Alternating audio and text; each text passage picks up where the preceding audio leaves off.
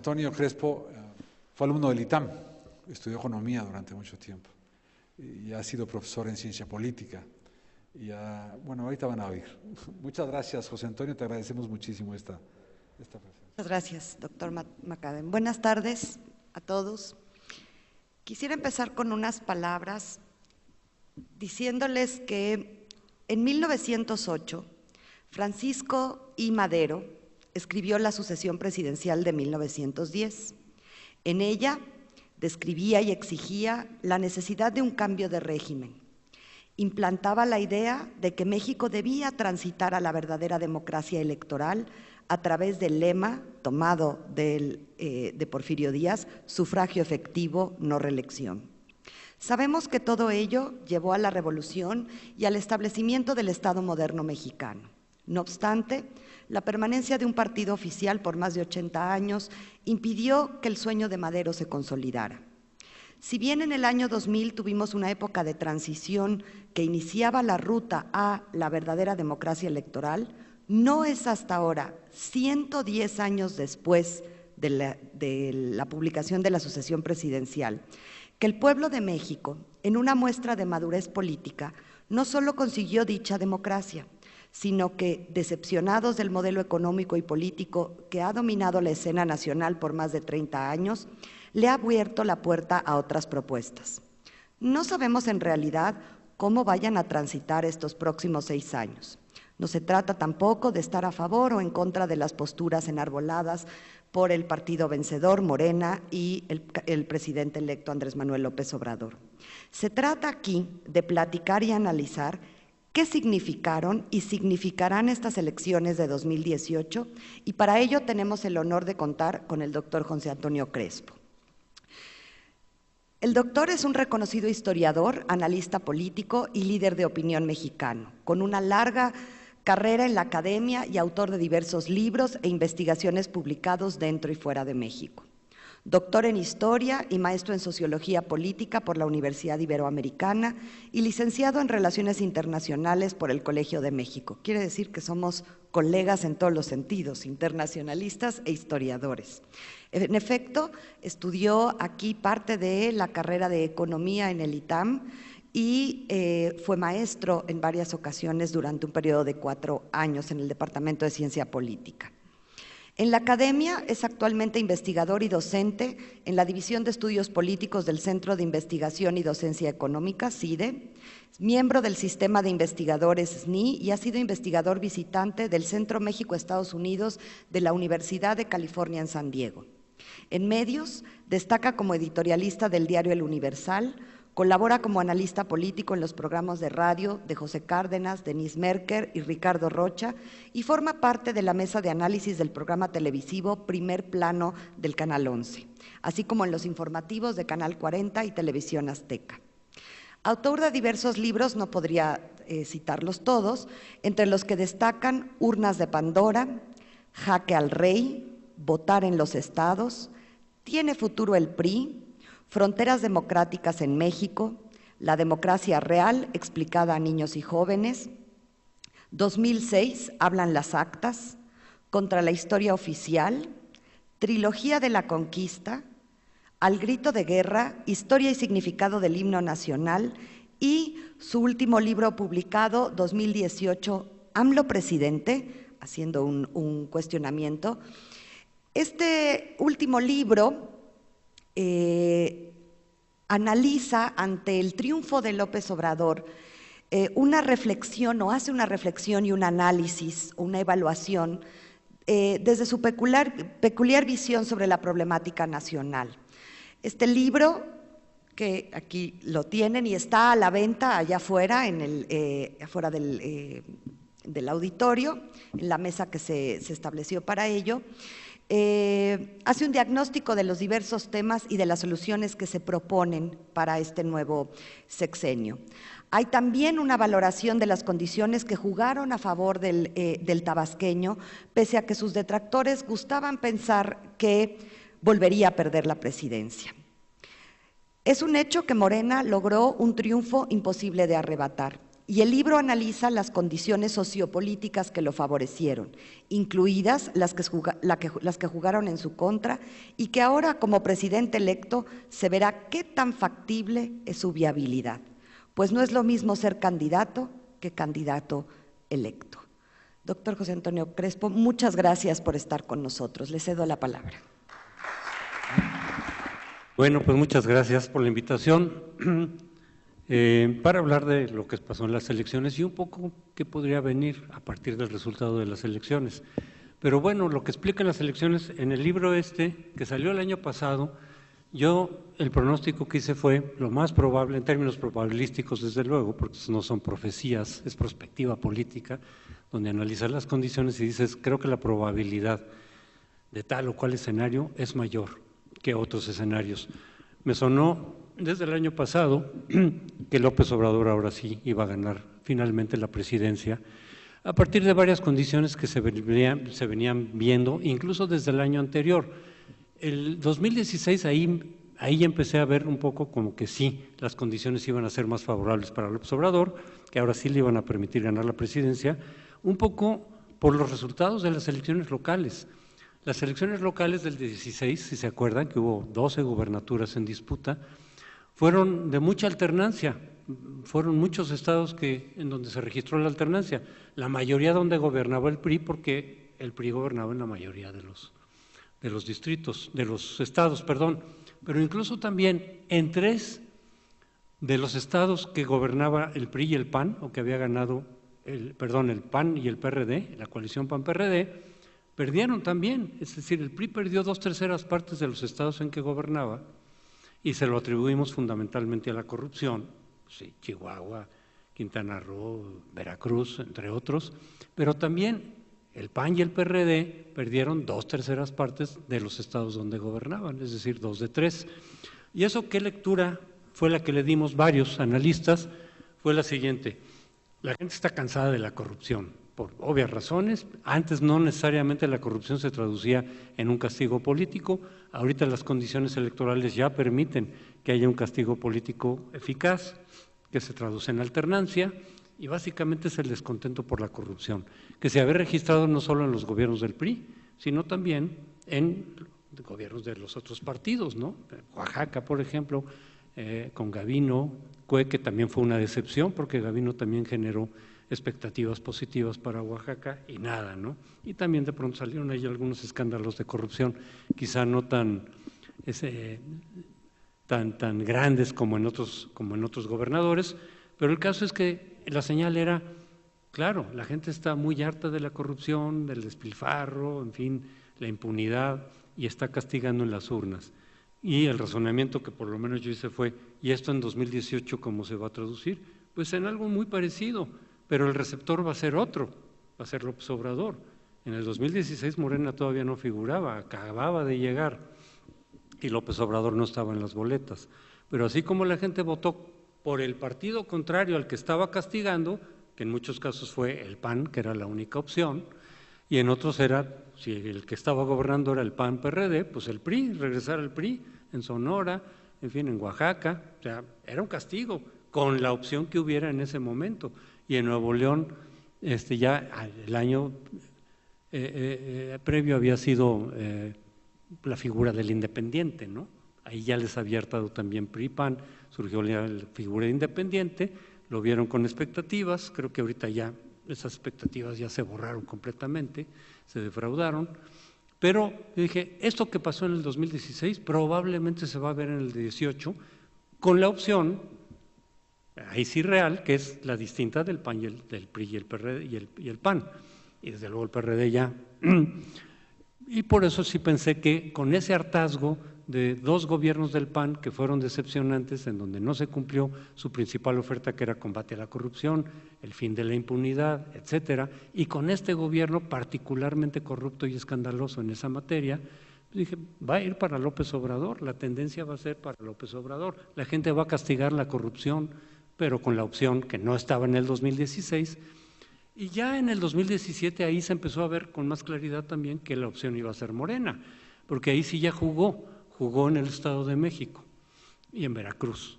en Veracruz en las locales, pero ya desde Veracruz en el 2016 Morena también se había posicionado. Y entonces en el 2017 vimos ahí sí una regresión de la democracia electoral, porque si el 2016 reflejaba que en materia electoral, de democracia electoral, sí habíamos avanzado lo suficiente como para que hayan muchas alternancias, en donde el fraude sí se puede cometer, pero no necesariamente es determinante, puede seguir habiendo irregularidades, pero no necesariamente son determinantes, y eso quedó claro una vez más en el 2016. Ya había ocurrido en varios otros estados en años previos, e incluso la alternancia del año 2000 era reflejo de que la democracia electoral había avanzado lo suficiente para permitir ese tipo de alternancias.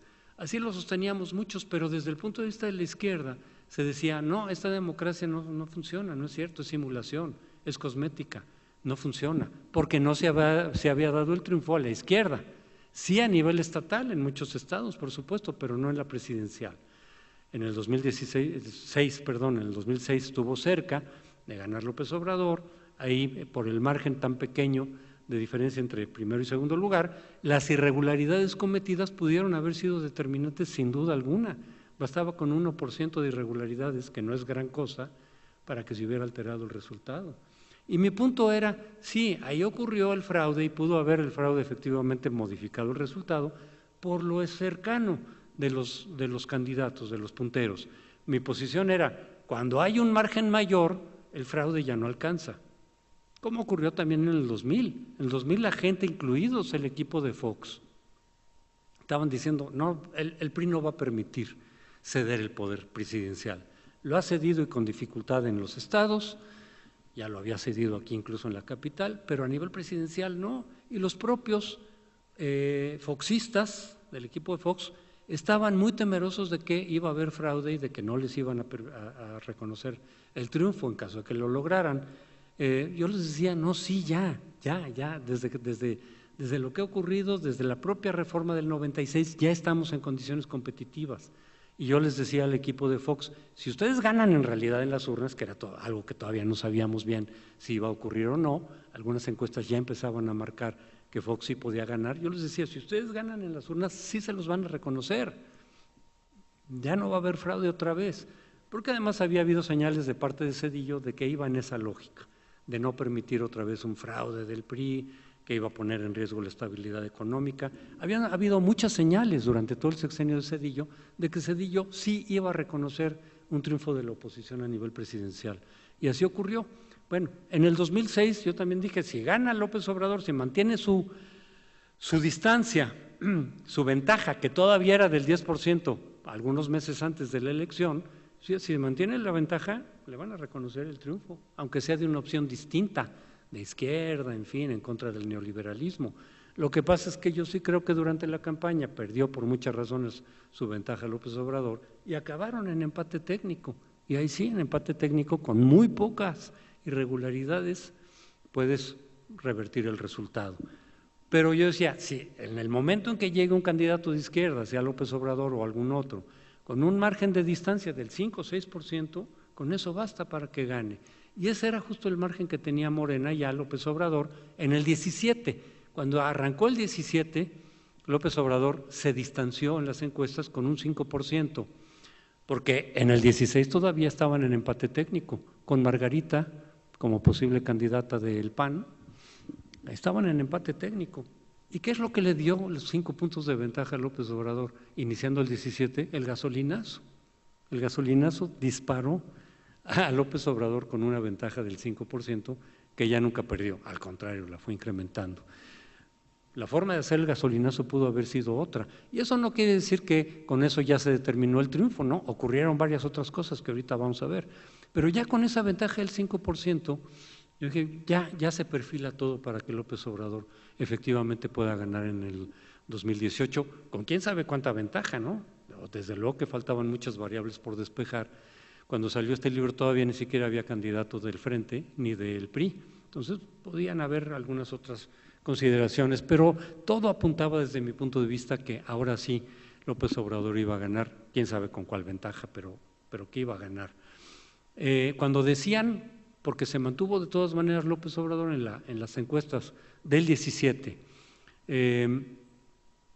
se decía 32, 30%, los otros estaban un poco más abajo, el PAN estaba en 27%, 26%, aún todavía con Margarita, y cuando venía Anaya también venía un poco abajo, un poco más abajo.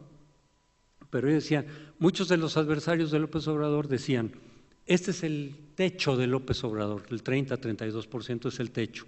Cuando empiece a equivocarse, cuando empiece a hacer declaraciones de las que él suele hacer, entonces va a bajar. Mi punto era, no, este es el piso, de aquí no va a bajar. Y tiene abierto todo todavía para poder recibir votos de otros lados. Entonces, de ahí no va a bajar, del 32%. ¿Quién sabe si el PAN le pueda subir por alguna razón o lo que sea? Pero del 30-32% que le señalaban las encuestas, decía, no va a bajar de ahí, tiene para crecer mucho. Y algo de lo que sí pasó en la elección del Estado de México y Coahuila, o sea, las elecciones del 17, fue, sí, otra vez fraude de parte del PRI. Echó toda la, digamos, la carne al asador en materia de programas sociales, de presencia de los secretarios de Estado en la elección del Estado de México, las tarjetas, en fin, una serie de irregularidades de los usos ilícitos que están en la frontera de la ley, de lo que se vale y no se vale hacer para ganar el Estado de México. Evidentemente el Estado de México era importantísimo para el PRI, su principal bastión había sido, desde ahí resurgió el PRI. En los años en que estuvo en la oposición, los años del desierto, pues era el Estado de México. Si lo perdía era un golpazo para el gobierno de Peña Nieto y para el PRI. Desde ahí iba a empezar la caída del PRI. Entonces era comprensible, no justificable, que se volcaran sobre el Estado de México para ganar a como fuera el lugar. Y yo ahí sí decía, mira, a pesar del crecimiento de Morena, el PAN se fue cayendo poco a poco y Morena fue creciendo. Yo decía, a pesar de la fuerza de Morena, en donde ahí sí estaban en empate técnico en las encuestas, ahí estaban puntos tantito para arriba, para abajo, el candidato priista y la candidata de Morena. Yo decía, a lo mejor sí le basta el fraude al PRI para ganar en el Estado de México. Igual y sí, pero si gana va a ser por un porcentaje pequeño, como fue el caso, dos y poco más de ventaja. Pero a mí de ahí surgió la idea de decir van a hacer lo mismo en el 2018, el PRI va a hacer lo mismo. Ya vio el modelito, se quedó también con Coahuila, por supuesto, ahí pudo haber ganado el PAN, probablemente ganó el PAN en Coahuila, pero se lo quedó el PRI también con algunos manejos turbios. Entonces decían, ese es el esquema para el PRI, ya estuvo, y de ahí el temor de muchos obradoristas de que se iba a repetir y que se iba a quedar el PRI con la presidencia a como diera lugar. Yo lo que respondía, y eso lo puse también aquí en el libro, hay un capítulo específico sobre el fraude, es, sí, pero el Estado de México nada tiene que ver con lo que está pasando a nivel nacional. Para empezar, el PRI estaba ya en tercer lugar, y mi cálculo fue que no iba a remontar el tercer lugar. Además, cada vez fue con más distancia, pero incluso desde el 2017 ya la distancia respecto del PRI era respetable. Decía, no va a lograr el PRI remontar el tercer lugar, difícilmente.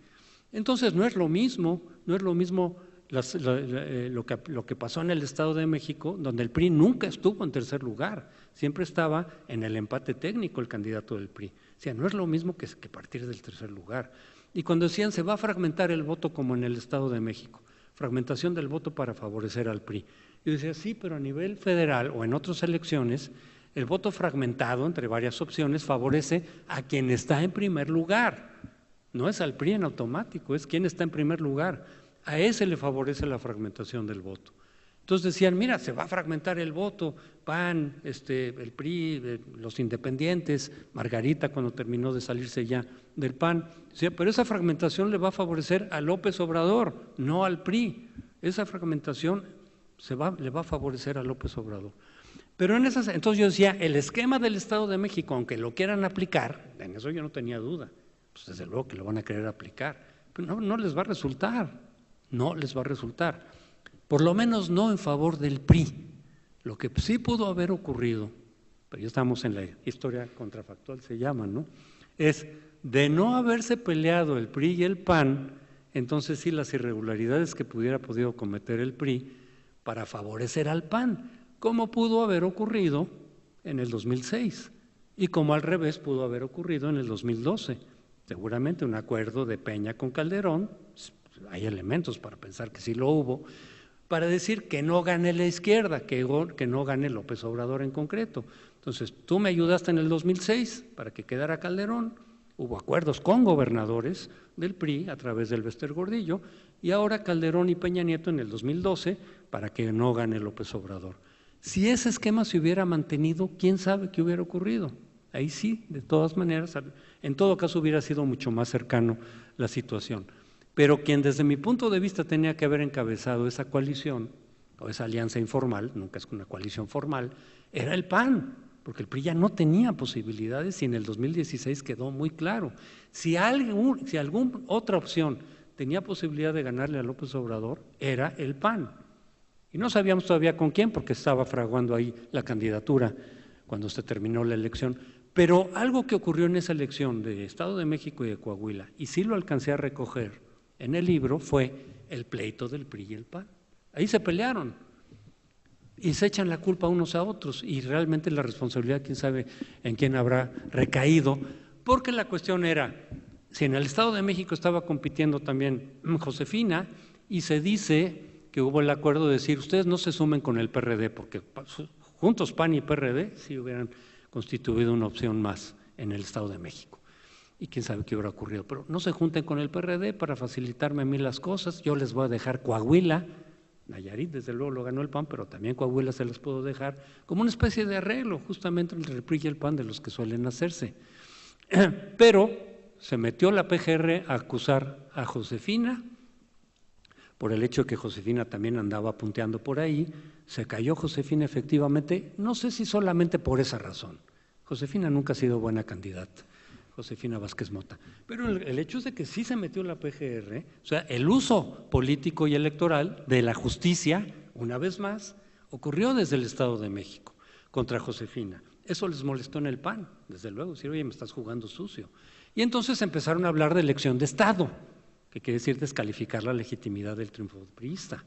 Y cuando se acabó la elección y ganó por poco el candidato del PRI, del Mazo, el PAN se mantuvo, a pesar de haber quedado en cuarto lugar, se mantuvo en la posición de decir elección de Estado.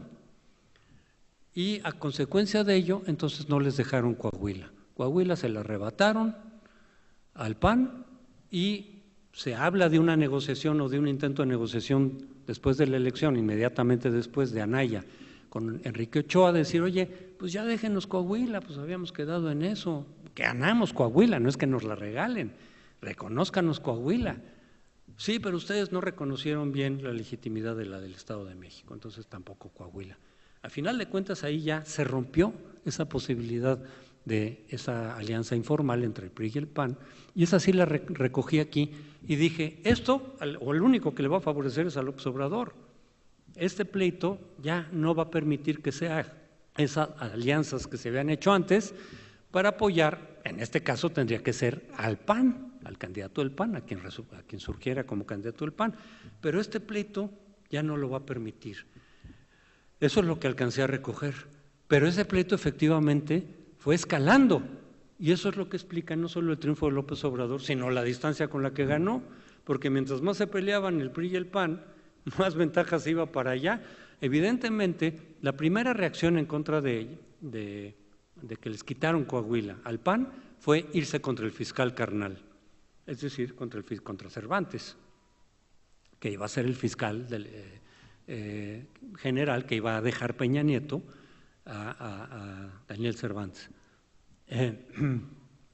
Y se lo quitaron desde el frente, ¿no? El frente ya se estaba cuajando y desde el frente en el Congreso echaron para abajo a Cervantes, lo cual enojó enormemente a Peña Nieto. Uno puede entender por qué, decir, pues iba a ser su baluarte, ¿no? Iba a ser quien le protegiera las espaldas, y se lo echaron abajo. Y entonces viene el contraataque del gobierno de primero, a través de los medios, sacar la cuestión de que si la nave que compró Anaya, ya cuando se consolidó como candidato del frente, ya había salido Margarita, y entonces por un lado juegan con los calderonistas para romper con el PAN en el Senado, y por otro lado vienen los ataques primero mediáticos contra Anaya, pero no resultaron demasiado, algo hicieron, pero no demasiado, y el cálculo por supuesto ahí era, bajamos a Anaya del segundo lugar, y entonces nuestro candidato José Antonio Meade se va al segundo lugar, y de ahí nos seguimos para disputar el primer lugar. Nunca ocurrió eso, más bien sí bajaron a Anaya cuando ya después viene con la PGR, cuando ya viene el ataque con la PGR, pero de manera tan burda que era evidente que era una cuestión electoral, que no era una cuestión de fondo, o que a lo mejor había de fondo, y la reacción de los analistas era, si tienen algo que perseguirme, adelante, procesenme, adelante, ya me convóquenme, hagan orden de aprehensión. Ese siempre fue el desafío, por eso fue a Anaya a la PGR de decir, ¿tienen algo en firme? Adelante. Y si no, pues claramente esto es un uso electoral de la PGR, de la justicia. Entonces eso también le perjudicó al PRI y al candidato del PRI. Y al parecer, según me comentaba gente cercana al PRI, me decían, no le gustó a Meade que se usara la PGR en contra de Anaya, porque a final de cuentas repercutió también en su contra. Entonces, sí bajó Anaya en esos momentos, cuando ya entró la PGR, porque de las encuestas bajó como 6, 7 puntos, o sea, sí le pegó, pero no crecía Meade, que era el cálculo esperado, era López Obrador cada vez más arriba, más arriba, más arriba, más arriba, hasta que se disparó con esa ventaja de 30 puntos. Entonces, eso es lo que yo creo que explica, todas estas condiciones explican el triunfo de López Obrador, pero sobre todo el triunfo con ese margen. Yo calculaba que iba a ganar de cualquier forma, pero pues, sí, a lo mejor con un margen del 7%, 8, 9, 10%, no del 30%. Pero sí creo que esta guerra entre el PRI y el PAN, que escaló a esos niveles, fue determinante para que López Obrador fuera creciendo. A final de cuentas recibió el voto de los descontentos con el PRI y el PAN, y que los que hubieran podido votar a lo mejor por el PAN o por el PRI, con toda esta confrontación se le alejaron y fueron a dar a final de cuentas también a López Obrador. Hay una variable más que quisiera discutir y que también está ya incluida, ya estaba incluida en el libro, era el voto útil o el voto diferenciado, que es el voto de la gente que todavía puede ser fiel a su partido en diputados y senadores, en el legislativo. Es decir, si soy priista, voto todavía por el PRI para diputados, pero no para el candidato presidencial, voto por otro candidato presidencial que podía ser López Obrador, o cuando se estaban peleando por el voto útil entre Anaya y Meade, cada uno quería que el voto de los otros fuera para él, como voto útil, de priistas que se fueran con Anaya o de panistas que se fueran por Meade. Y yo mi cálculo fue, a partir de cómo se había comportado el voto útil en 2006 y en 2012, es el beneficiario natural del voto útil es López Obrador. En el 2006 el PRI quedó en tercer lugar y estaba el PANAL por ahí con su propio candidato, pues de esos votos de priistas y panalistas que no votaron por su candidato, mucha gente se quedó con la idea de que se fueron para Felipe Calderón por las alianzas populares con el Bester y con el PRI a través del Bester. Y la verdad es que no. La verdad es que la mayoría de ese voto, que fue muy nutrido, de PRI y de PANAL, se fue con López Obrador. Dos terceras partes para López Obrador y una tercera parte para Calderón, sin la cual no hubiera ganado Calderón, así con el margencito con el que ganó. Sin ese voto que sí le consiguió el Bester Gordillo, no hubiera ganado Calderón, pero fue una tercera parte nada más. Las otras dos terceras partes fueron para López Obrador. ¿Qué quiere decir? Que muchos priistas, entre escoger, si su candidato ya no va a ganar, si les das a escoger entre un panista y López Obrador, que a final de cuentas surgió del PRI, representa todavía el nacionalismo revolucionario del que son militantes muchos priistas siguen estando en el nacionalismo revolucionario, aunque siguieran en el PRI. No son propiamente, de las bases sobre todo, de las corporaciones, de los sindicatos, no son neoliberales, nunca lo fueron.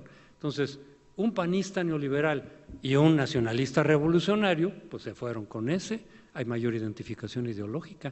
Y en el PANAL lo mismo, porque el PANAL también, a final de cuentas, el magisterio, surge de ese priismo antiguo, de ese priismo nacionalista revolucionario.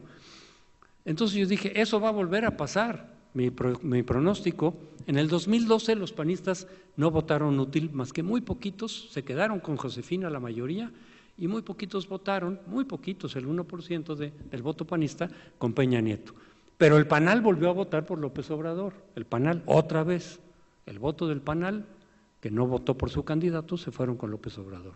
Y hubo mucho voto también de los que anularon a nivel de Congreso, pero sí votaron por la presidente, se fueron prácticamente todos con López Obrador. Entonces, del voto útil del 2012, Peña Nieto recibió el 10% de ese voto útil y López Obrador 90% del voto útil en 2012. Entonces yo dije, ¿quién va a ser el beneficiario del voto útil? López Obrador, está clarísimo, me pareció a mí. Pues ahí están los antecedentes. Entonces, si el PRI se queda en tercer lugar, decía yo aquí, como ocurrió, muchos priistas se van a ir, pero no con el PAN, no es cierto, se van a ir con López Obrador. Y el PANAL, aunque vaya en coalición con el PRI, con López Obrador, más aún ahora con lo de la reforma educativa. Pues vámonos para abajo la reforma educativa. Entonces dije, PRI, PANAL, se van a ir con López Obrador, los que voten diferenciado. Obviamente muchos siguen votando por su candidato, pero aquellos que sigan votando por su partido, pero no por su candidato, se van a ir con López Obrador. Más, decía yo, PRD, ya cuando estabas en la alianza, en la coalición, decía, pues sí, habrán hecho esa coalición del Frente, PRD, Movimiento Ciudadano. En alguna plática que me invitaron, les dije, sí, pero los votantes del PRD, que sigan siendo fieles, como para votar todavía por el PRD cada vez haciéndose más chiquito, ¿no? Desde la ruptura con Morena. Los que todavía voten por el PRD lo harán para diputados y senadores, ya no para candidato, si además el candidato va a ser un panista. Y con Movimiento Ciudadano lo mismo. Pues efectivamente, al analizar ya el voto útil de esta elección de julio, están cantidad de priistas con López Obrador, panalistas no se diga, Movimiento Ciudadano como el 75% de sus votantes para López Obrador, votantes en el legislativo, pero para López Obrador en la presidencia. Y en el caso del PRD como 60%. Evidentemente entonces el voto útil, que son como 5,5 millones, obviamente se fueron para López Obrador y con eso se fue incrementando también esa ventaja. Entonces todos esos elementos me parece a mí que fueron justamente determinantes y que estaban contemplados aquí para darle triunfo a López Obrador. Pero repito, no se podía calcular con qué margen exactamente. Fue un margen muy superior a lo que se podía imaginar nadie a principios de este año, ¿no? A principios de este año López Obrador desde luego seguía arriba en las encuestas, pero con un 8%, no mucho más, y empezó a crecer conforme se intensificó la guerra entre el PRI y el PAN. Y luego ya cuando quedó claro, que les quedó claro perfectamente al Frente y a los priistas que sus candidatos no iban a crecer, entonces vino ya finalmente el voto útil, que mayoritariamente se fue para López Obrador. Y de ahí esa ventaja. Entonces creo que esas son un poco las condiciones que explican en buena parte el resultado. Pero hay algo más ahora, a partir de ahora, ¿qué es lo que muchos vemos, qué calculamos, cómo fueron los resultados, qué representan estos resultados? No solo el triunfo de López Obrador, sino cómo gana con esta ventaja tan enorme. Bueno, aquí sí hay que decir varias cosas también de esta mayoría con la que gana López Obrador. En muchos estados gana la legislatura, algunas gubernaturas, desde luego, pero gana también 19 legislaturas, ¿no? Aproximadamente, o 18, 19, con mayoría, y desde luego la mayoría en el Congreso. Pero sí hay que aclarar lo que pasa en el Congreso. No es la mayoría que votó para que López Obrador y su coalición tuvieran mayoría absoluta en el Congreso. Ahí sí hay una grave distorsión por las leyes electorales. Entonces, una cosa es que sea la democracia, que te permite que la mayoría, en principio la democracia es que la mayoría del voto sea la que se imponga. Las mayorías son las que se imponen en las democracias, pero según las fórmulas que tengan puede no ocurrir. Según las distintas fórmulas que prevalecen en las distintas democracias, eso puede no ocurrir, puede haber un cierto grado de distorsión. Por ejemplo, el ejemplo más típico es Estados Unidos. Por su sistema de colegio electoral ha ocurrido en varias ocasiones que quien no gana la mayoría del voto popular sí gana la presidencia. Pasó con Trump desde luego, pero pasó con Bush en el 2000, el segundo Bush, y en otras ocasiones también ha ocurrido en el siglo XIX y demás. Entonces, la fórmula te puede generar la situación en la cual no se impone la voluntad de la mayoría, ¿no? Sino de una minoría importante, pero que sí que es minoría. En los sistemas parlamentarios también las coaliciones y eso pueden dar resultados distintos a lo que la gente vota en las urnas.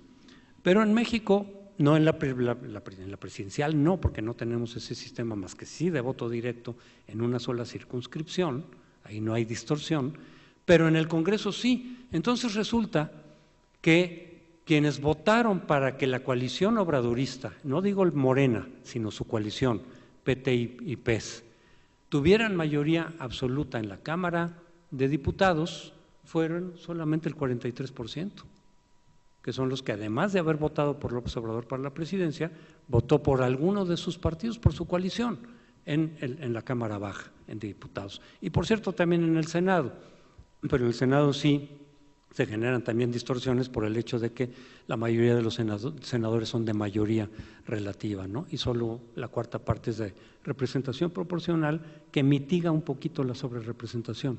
Pero cuando tú tienes una fórmula de mayoría relativa pura, se genera una sobrerepresentación enorme. Pero en la Cámara Baja resulta que tenemos representación proporcional desde hace mucho tiempo, ¿no? 200 de representación proporcional, que se supone en los países que inventaron la representación proporcional y que incluso la han combinado con el principio de mayoría relativa, es precisamente para que no se genere sobrerepresentación, para que si un partido obtiene el 40% del voto, obtenga el 40% de las curules en el Congreso. Para eso son los diputados de representación proporcional.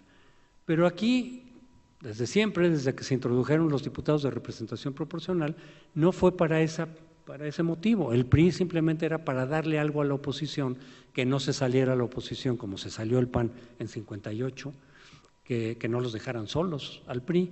Entonces era un poco para darle motivación a los opositores, pero siempre garantizando que el PRI mantuviera mayoría. Bueno, esas fórmulas de sobrerepresentación se fueron modificando, no voy a hacer aquí ahorita la historia de las reformas electorales, pero quedó en la última reforma que tocó ese punto, que fue la del 96, que fue la que ya realmente se abrió a la competitividad electoral, se quedó un 8% de sobrerepresentación como límite a un partido. Un partido, a la hora de la distribución de los diputados de representación proporcional, podría estar sobrerepresentado, pero no más del 8%. De todas maneras es una distorsión. Y eso lo dejaron así. En todas las otras reformas electorales que hubo no la quitaron. Los opositores, el PAN y el PRD, que serían los principales interesados en quitar ese límite y que se dijera y que se modifique la fórmula. Los diputados de representación proporcional se distribuirán de tal manera que a cada porcentaje de votos, de votos obtenido por cada partido, se corresponde el mismo porcentaje aproximadamente de curules, como ocurre en la mayoría de los países democráticos que tienen representación proporcional. No, se quedó ahí. Entonces, ¿cuál es el resultado ahora? Que si una minoría de 43% votó porque la coalición obradorista tuviera mayoría absoluta, lo cual quiere decir que 57% no votó para eso, votó para que no tuviera mayoría absoluta, se impone el 43%. Porque en la distribución con esa fórmula que permite sobrerepresentación, resulta que la coalición obradorista, con una sobrerepresentación de un partido, otra de otra, tienen cerca del 20% de sobrerepresentación. Es decir, obtuvieron 43% del voto, la coalición, no hablo de Morena solo, ahorita vemos Morena, sino la coalición de los tres partidos obtuvo 43% del voto y eso se traduce en el 61%. Ahorita ya tienen un poco más por los que reciben de otros partidos, pero en 61%, casi el 20% de sobrerepresentación. Entonces uno puede preguntar, ¿cómo es posible que si la ley te limita al 8% de sobrerepresentación, tienes casi el 20%? Bueno, es que esa limitación es por partido. Entonces, si tú tienes en principio, teóricamente, 3 partidos en una coalición que recibe una mayoría relativa del voto, no absoluta, pero sí mayoría relativa, en principio tú podrías tener un 8% por cada uno de los partidos. O sea, tu coalición, si se sostiene la coalición en el legislativo, puede tener un 24% de sobrerepresentación. Es una forma de darle la vuelta a la ley y entonces mejor vas en coalición, efectivamente, para tener ahí una sobrerepresentación mucho mayor a la que la ley permite, del 8%. Si no tuviéramos esa fórmula, sino que se hubiera impuesto en algún momento, y vamos otra vez a la historia contrafactual, que se dijera, la distribución es como en otros países democráticos, porcentaje de votos te corresponde a porcentaje de curules, la coalición obradorista tendría cerca de 215, o algo así, de diputados de 500, pero va a tener 360. cerca de 360, ya con las nuevas adquisiciones del Verde y otros del PRI. Iba a tener 350 y tantos, de todas maneras, cercano a la mayoría absoluta, ¿sí? Cercano a la mayoría absoluta, 300 y tantos, o sea, 61%, me estoy yendo más. Pero eso es lo que permite nuestras fórmulas electorales, donde te dan lugar a una sobrerepresentación. Ahora, Morena además hizo otra estratagema de las que hacía el PRI, pero ahora la hizo Morena. Como estoy haciendo coalición con el PES y el PT, les doy diputados míos para que aparezcan bajo su fórmula. Entonces muchos morenistas aparecieron bajo el PES, pero eran morenistas, eran como 30 de los 55 que ganó el PES de mayoría relativa, como 30 eran de Morena, y lo mismo con el PT. El PT ganó como 60 y tantos diputados de mayoría. De esos, 40 y algo eran de Morena. Entonces, una vez que se reparten, ¿sí?, les dices a los de Morena, vénganse a mi bancada. Entonces, Morena obtuvo cerca del 38% del voto, ya Morena solo, sin el PES y sin el PT, y va a tener 250 y tantos diputados, o sea, mayoría absoluta. Morena solo ya solo Morena, tiene 255 o algo así. Es decir, con 38% de los votos vas a tener 52% aproximadamente, que es una sobrerepresentación del 12%, ya rebasó el 8% mismo que preveía la ley. ¿Esto es ilegal? No, es darle la vuelta a la ley, ¿sí? Como le hacía el PRI antes.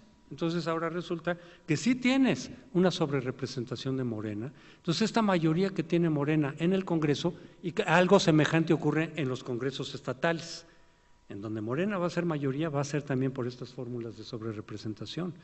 No tanto porque de veras hubiera habido una mayoría absoluta de electores que le diera la mayoría en el Congreso a Morena.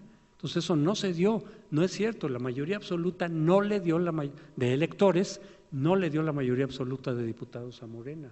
Eso se generó por las distorsiones todavía heredadas de tiempos del PRI de sobrerepresentación, pero que en este caso favorecieron a Morena y a su coalición. ¿Qué repercusión tiene eso? Pues que tenemos ahora sí un partido tan dominante que nos recuerda al PRI de hace 30 años.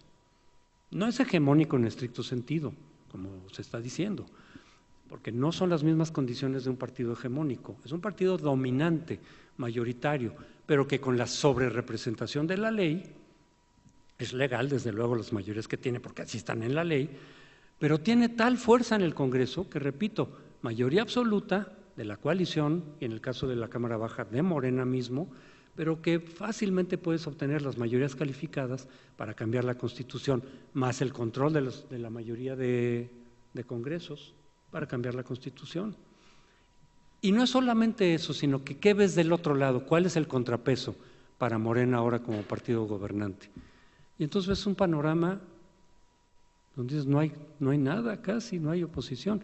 Por un lado, sí le fue muy mal al PRI, creo que justificadamente, y al PAN, sí sacaron unas votaciones muy bajas, 16% el PRI y el 22% el PAN, su coalición, pero solamente el puro PAN es algo así como 17, 18%.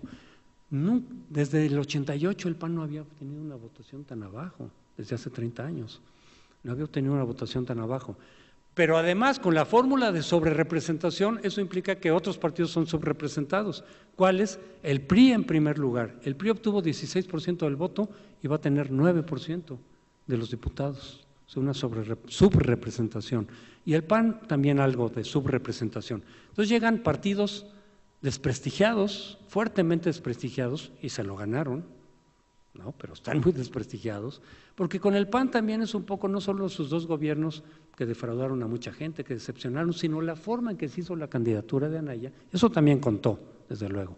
Se agandalló la candidatura, dejó varios cadáveres en el camino, le cerró las puertas a Margarita, la ruptura esta de Margarita debilitó al PAN, eso también cuenta en que Anaya no haya crecido. Entonces sí también, y en su desprestigio actual del PAN, sus pleitos internos. Entonces eso es una oposición, lo que quedó del otro lado, Morena aquí con su coalición, con mayorías. Del otro lado, una oposición desprestigiada, debilitada, enfrentada internamente, porque ahorita estamos viendo las confrontaciones dentro del PAN, pero ahí vienen las del PRI. Ahorita no se ha movido mucho el PRI porque ahí sigue Peña Nieto. Entonces, amigos priistas me dicen, espérate que se salga Peña Nieto y vas a ver cómo se viene la confrontación. Por las migajas, ¿no?, del PRI. Y el PRD va en vía de desaparición. Ahí también están confrontados unos grupos con otros, repartiéndose lo que quedó del PRD. Yo calculo que el PRD va a desaparecer dentro de 3 años, salvo que hagan alguna otra cosa. Entonces, desprestigiada la oposición, fragmentada, debilitada, minimizada a la expresión que tenía hace 30 años. ¿Qué hay del otro lado?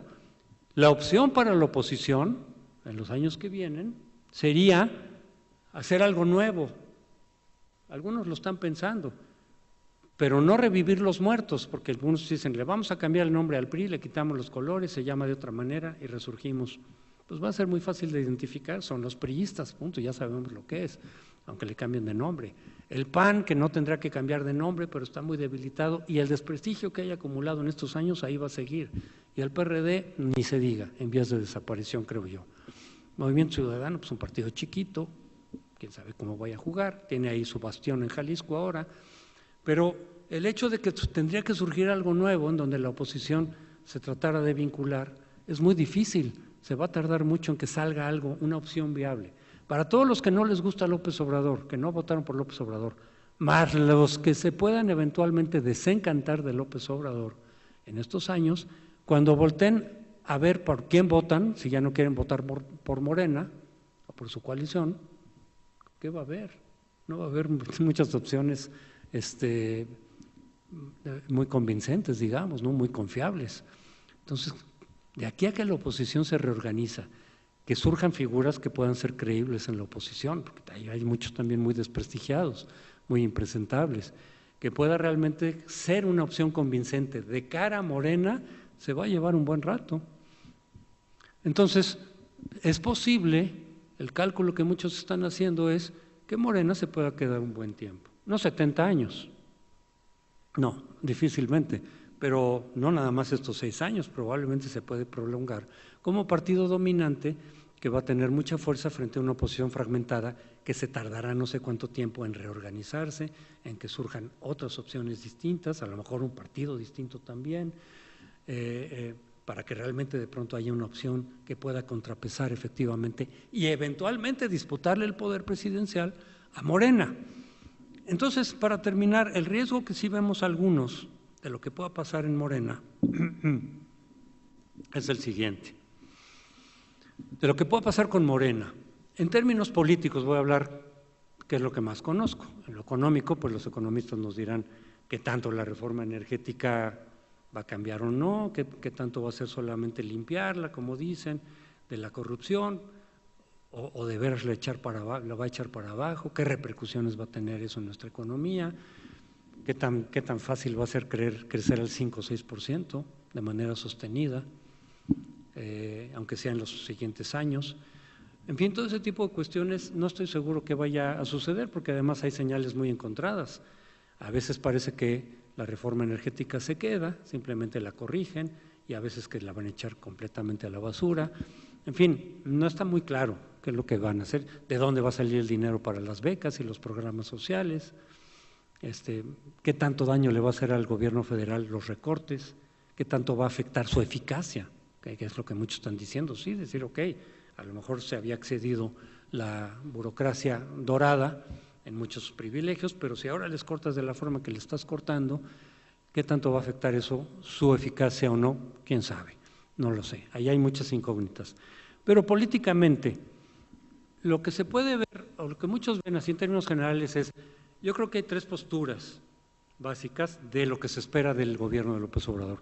Los más optimistas, los más cercanos, los más fieles a López Obrador y que se creyeron mucho su discurso, sus propuestas de todos estos años, podrían ver de veras una transformación profunda. Eso es lo que está esperando mucha gente. Las encuestas sí dicen que las expectativas están altísimas. Y si hay mucha gente, obradoristas, que votaron por López Obrador, que sí te dicen, es que ya se va a acabar la corrupción. No, bueno, pues eso es un problemón, ojalá se avance en combatir la corrupción, ojalá se acabe la impunidad, pero erradicarla como ofrece López Obrador, pues no va a ser tan sencillo, pero mucha gente piensa que sí se va a acabar la corrupción, que ya eso es cosa del pasado, que sí se va a acabar la violencia, ese es otro problemón que no está nada sencillo de resolver, pero dicen, sí se va a acabar la violencia, sí se va a crecer al 5 o 6%, tampoco es tan fácil, ¿no?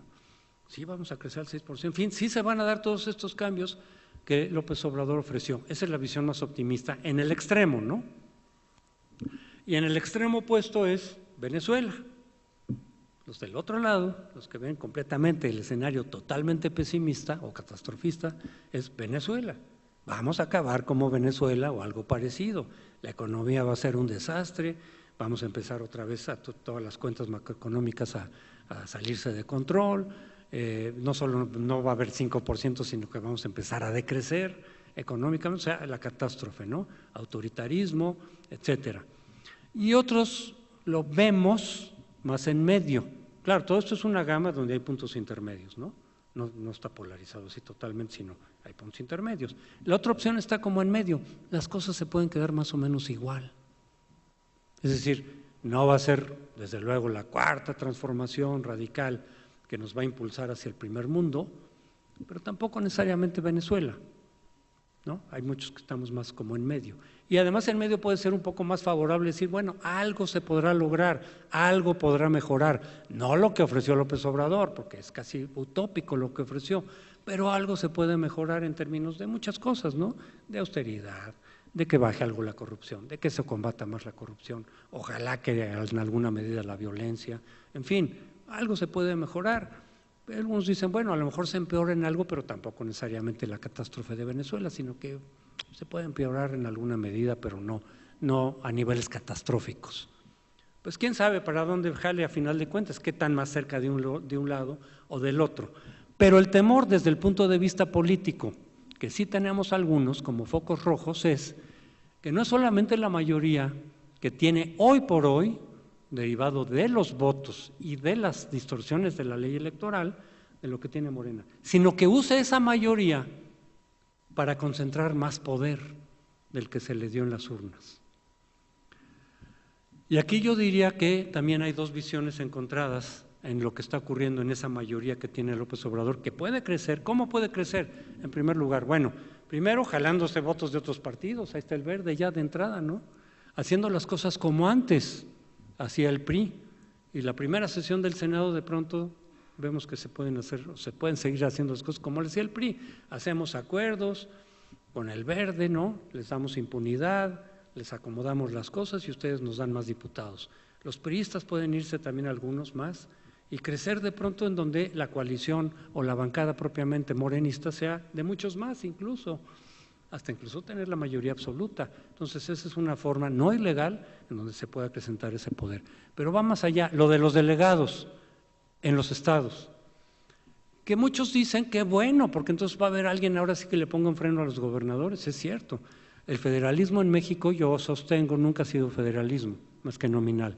O está el poder concentrado y en realidad somos una república central, disfrazada de federalismo, como en tiempos de Porfirio Díaz o del PRI, o cuando se trata de recuperar el federalismo, se convierte en un feudalismo. Se ha hablado mucho de eso. Son sistemas feudales, son gobernadores feudales que hacen lo que se les pega la gana y no tienen ni contrapesos frente a la presidencia ni contrapesos internos.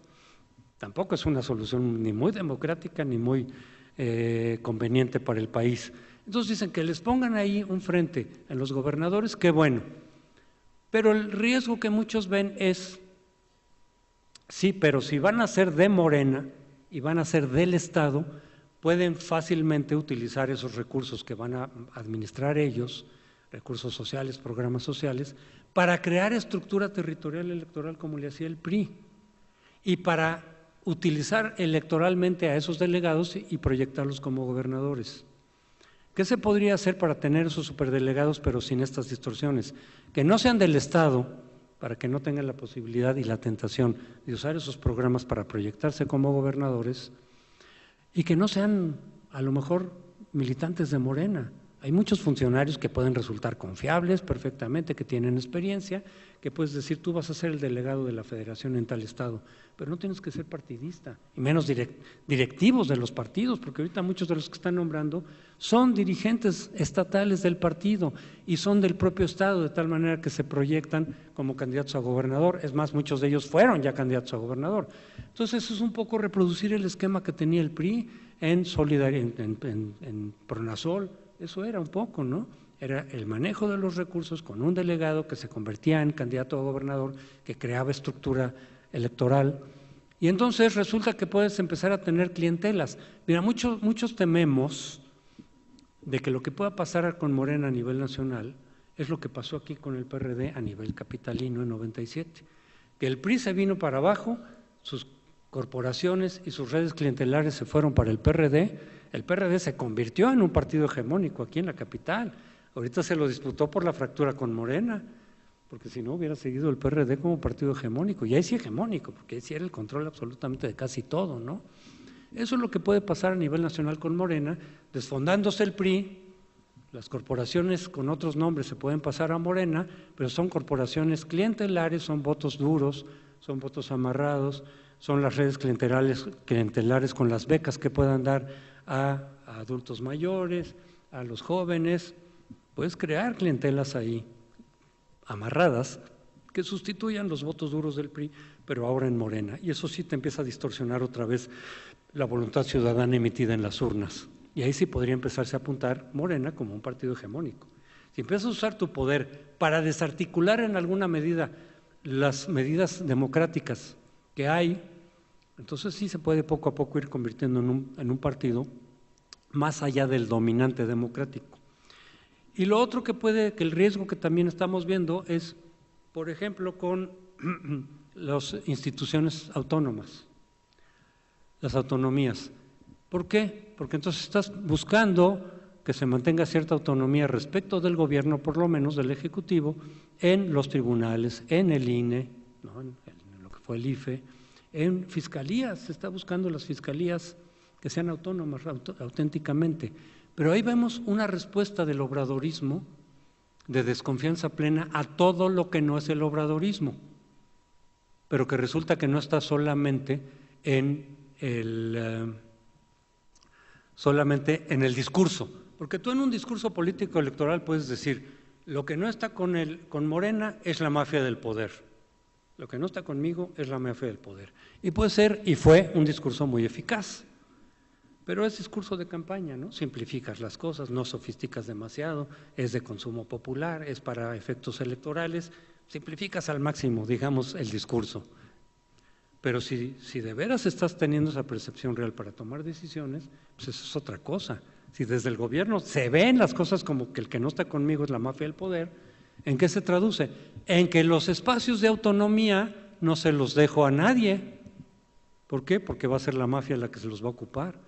Entonces, dicen ellos, si yo suelto la Fiscalía de la República a una fiscalía autónoma, o como es una fiscalía que sirva, se va a colar la mafia del poder ahí y nos va a empezar a hacer la vida imposible.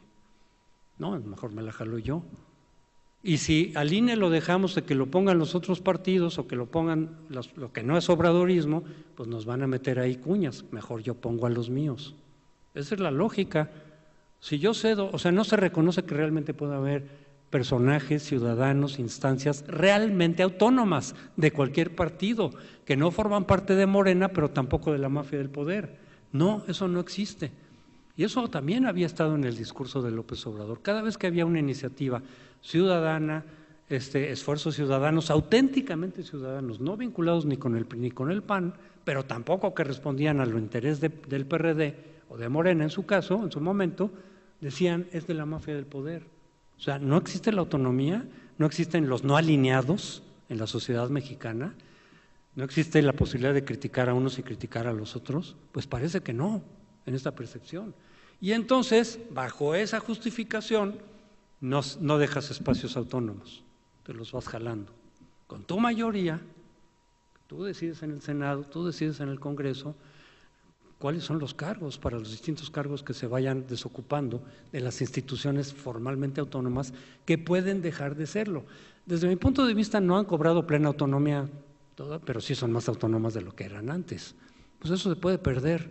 Si eso ocurre, entonces sí vas a tener una concentración de poder muy grande.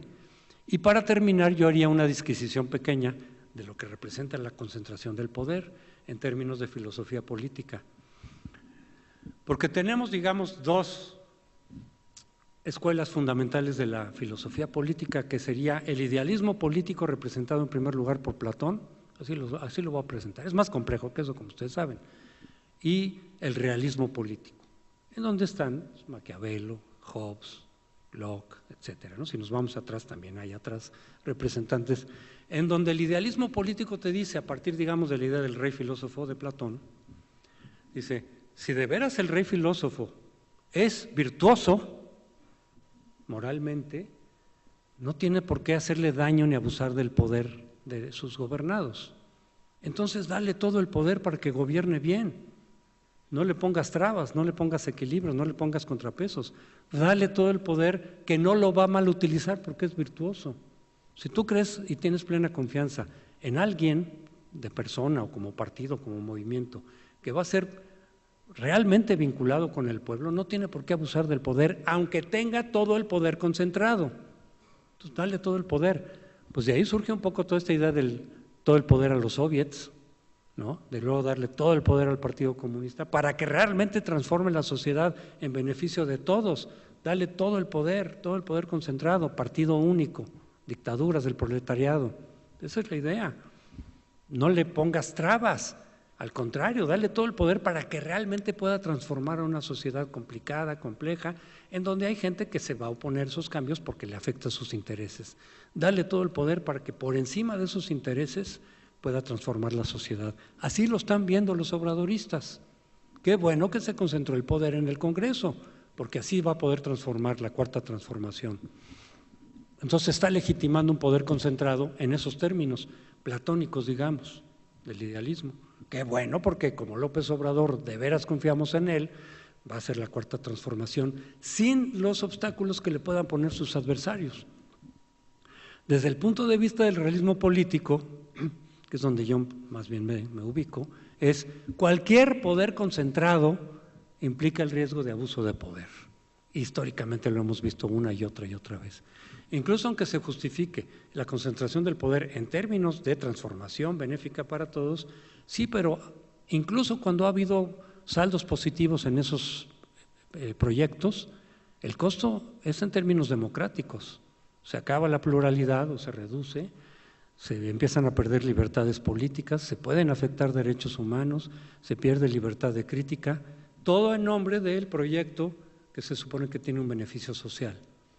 Entonces, ese es el riesgo que estamos viendo muchos de tanta concentración del poder.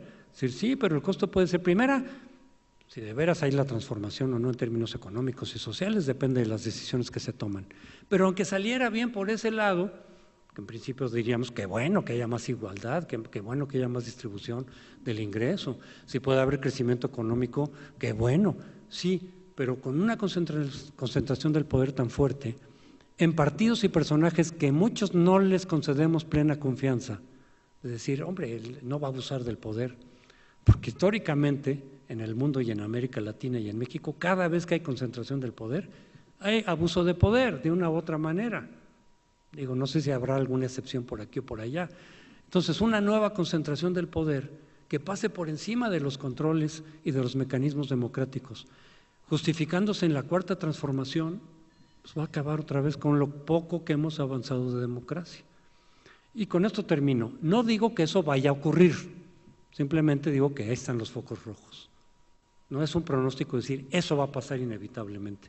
No, hay muchos que están exhortando a López Obrador y a los suyos, decir, oigan, usen ese poder que se les está poniendo en las manos para fortalecer las instituciones democráticas, para autocontenerse. Pues sí, pero eso no es tan fácil, ¿no? Quien tiene poder lo ejerce, no lo comparte, salvo que te lo quiten por causas de fuerza mayor, por fuerza institucional. Entonces, lo que hemos avanzado de democracia en estos últimos 30 años, desde el 88, sirvió para que pasara esto. Y por un lado sí celebro que haya ganado López Obrador, porque la tensión social que se había acumulado durante todos estos años, se abrió una válvula de escape. Esa parte sí la celebro, aunque yo no haya votado por López Obrador, que de hecho no voté por ninguno, anulé mi voto, ninguno me resultó convincente. Pero sí decía, por un lado, qué bueno que se abra, esto también está aquí, porque va a ser una válvula de escape por lo pronto fuerte. El peor escenario que yo veía, aunque no lo contemplé seriamente, pero cuando se discutía, el peor escenario que yo veía era repetir lo del Estado de México a nivel nacional. No lo veía viable, pero decía, ese sería el peor escenario. Un triunfo del PRI forzado, con dudas, otra vez que si hubo fraude con un margen pequeño, entonces ahí sí te estalla, ahí sí estalla ya la cosa más fuerte, no sé hasta dónde, pero se abre una válvula de escape. Entonces, qué bueno que las instituciones democráticas construidas en estos 30 años permitieron la alternancia que no se había podido del otro lado. Qué bueno, eso sí lo celebro, pero los riesgos son que efectivamente con un poder tan concentrado, y yo sí considero que fue un gravísimo error de la oposición haber dejado la sobrerepresentación, porque ahorita estaríamos en condiciones de un nuevo gobierno, un nuevo partido mayoritario, pero con ciertos contrapesos, ¿no? Que no sea tan concentrado el poder, que se pueda utilizar ese poder concentrado para seguirlo ampliando, ¿no? Para seguir expandiéndolo por encima de lo que ya es democráticamente sano. Entonces sí lo veo yo eso como un riesgo, no necesariamente tiene que ocurrir, pero yo sí veo muy difícil que un poder muy concentrado tú lo empieces a utilizar para autocontenerte, ¿no? Y para fortalecer las instituciones democráticas todavía endebles, que más bien, por el contrario, lo que puede ocurrir es que se empiecen a debilitar. Lo que habíamos avanzado no es tan fuerte como para que pueda resistir completamente un nuevo embate de un poder muy concentrado. A lo mejor empieza a perder la poca fuerza que le íbamos dando. Entonces, sí veo yo el riesgo de que pueda haber un retroceso. Pero repito, y con esto termino, no es un pronóstico. No digo que necesariamente va a ocurrir. Simplemente digo, son focos rojos que espero que no ocurran y que espero que en todo caso la sociedad de cualquier partido, tanto quien haya votado por López Obrador, pero que sí le dan todavía un valor a la democracia, a los contrapesos del poder, a los equilibrios, a los frenos, para evitar que se abuse del poder y en su caso, cuando se abuse del poder, para castigarlo, que esa es la parte que menos hemos avanzado, en la parte del castigo al abuso del poder. Que no se pierda, porque bastante trabajo nos ha costado estos 30 años. Yo sí creo que este impulso democratizador estos los últimos 30 años ha sido el mejor que hemos tenido en la historia de México, el más serio. Los otros intentos democráticos fracasaron muy rápidamente en nuestra historia. Este es el más consistente, el más serio, el que más ha avanzado. Ojalá no se pierda en los próximos años. Y con eso termino. Muchas gracias.